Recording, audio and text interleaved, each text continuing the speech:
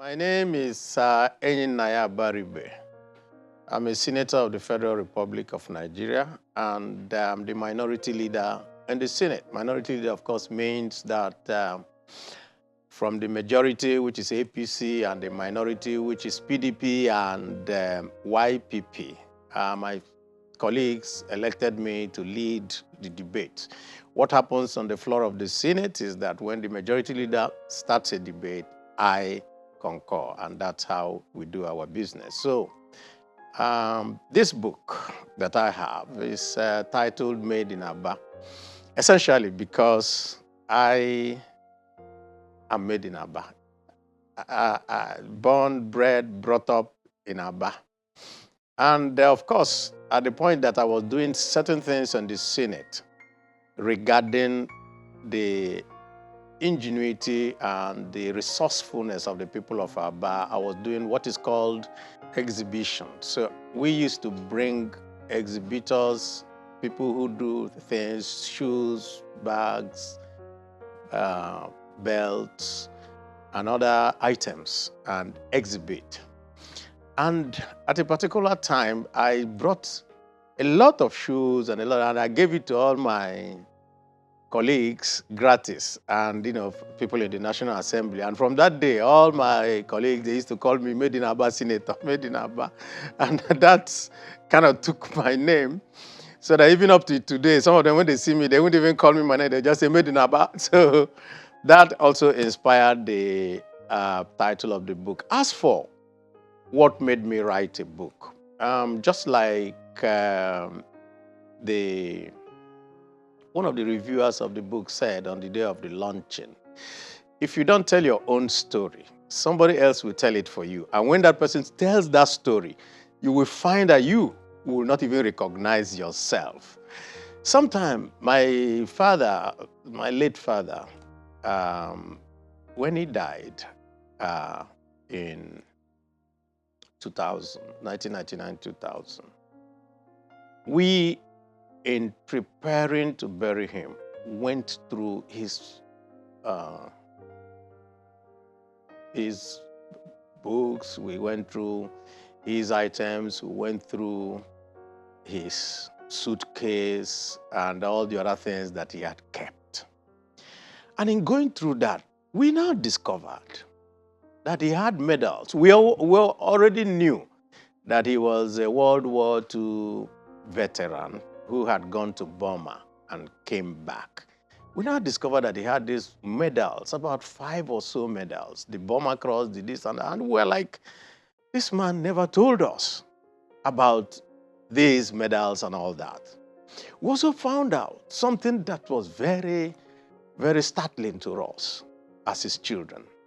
We saw an intermediate certificate of accounting in 1942. So, which means that he must have been one of the very first Nigerians who did a correspondence course for accounting. And he already had an intermediate. And so, if he had the opportunity to be able to, like people do those days, after the intermediate course, they will be able to go to England and complete. He probably would have been the first accountant also. This was in 1942. And it got me thinking. What got me thinking really was the fact that he kept all this away from us. Probably he didn't want to let us know how he suffered. He didn't want to let us know what made him become a soldier at that young age, about 1940s or 41 or so.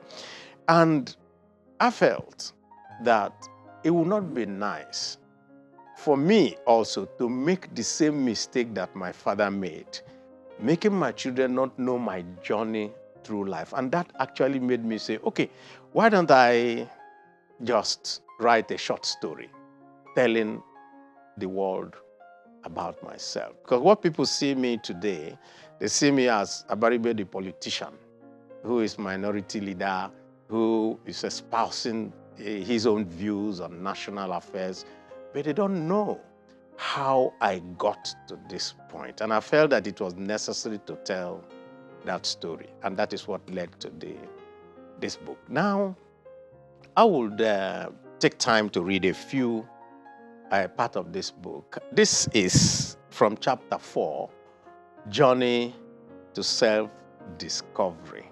Because usually you should also tell your story. This is how I became what I became, and these are the things that give me the guiding principle in life. I'm going to read from page 72, a very small, interesting story.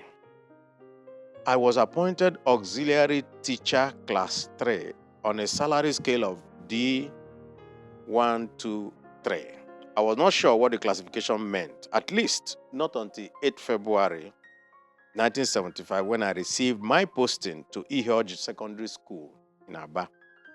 The second letter had detailed my emoluments. Scale D1 to 3 was from 516 naira to 1,016 naira. I was placed at the beginning of it at 516 naira, further described as pre-Udoji. For Nigerians of those days in the 70s, they know that there was a pre and post-Udoji. That meant that I received 43 naira a month in reality. All that interested me, though, was that I instantly became a rich man. In my life, I had never owned that much money. I was drunk on my huge fortune, 43 naira at once from my salary. Without much reflection, on receiving my first pay, which after tax came down to about 35 naira, I marched off with my booty straight to Ekoha Market in Aba to splash all of 20 naira on a pair of stiletto shoes.